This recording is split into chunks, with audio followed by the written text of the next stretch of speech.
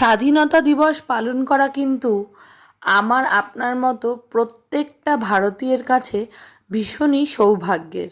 যদি না পুরনো ইতিহাসের পাতায় চোখ রাখলে বা পুরনো কথাগুলো ক্লাসের বইয়ে পড়া কথাগুলো থেকে যদি ভাবতে পারি যে কী কঠিন সংগ্রামটা নাই বা করেছিলেন আমাদের স্বাধীনতার জন্য লড়াই করা প্রত্যেকটা প্রাণ, আর তাদের এই অবদানেই কিন্তু আজ আমি আপনি আর পাঁচটা সবকটা সাধারণ ভারতীয় বা অসাধারণ ব্যক্তিত্বরাই যারা পৃথিবীর বিভিন্ন দেশে উচ্চ পদস্থ জায়গায় থেকে আমাদের ভারতের নাম উজ্জ্বল করছে।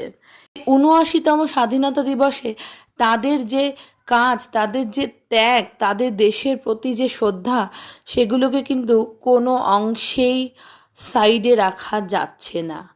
আর তাদের এই কাজকে আরও বেশি বেশি করে উদযাপন করার জন্য প্রগতিশীল বাঙালিদের সবাই মিলে ছোট্টভাবে একটা প্রয়াস করেছিল পতাকা উত্তোলনের মাধ্যমে দেশকে এবং দেশের স্বাধীনতা সংগ্রামীদের সম্মান জানানোর।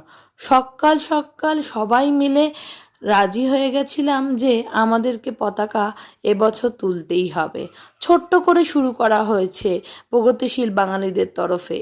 এদের এই অনুষ্ঠানটা ছিল এই বছর প্রথম, কিন্তু অঙ্গীকার নেওয়া হয়েছে প্রত্যেক বছর এভাবেই আমরা স্বাধীনতা সংগ্রামীদেরকে স্যালুট জানাবো, দেশের তেরঙ্গাকে একদম ওপরে রাখবো। সবথেকে বয়োজ্যেষ্ঠ শ্রীরূপ কাকুর হাতে পতাকা উত্তোলনের মাধ্যমে আমাদের এই প্রথম প্রয়াসটাকে সাধুবাদ জানাতেই হয়।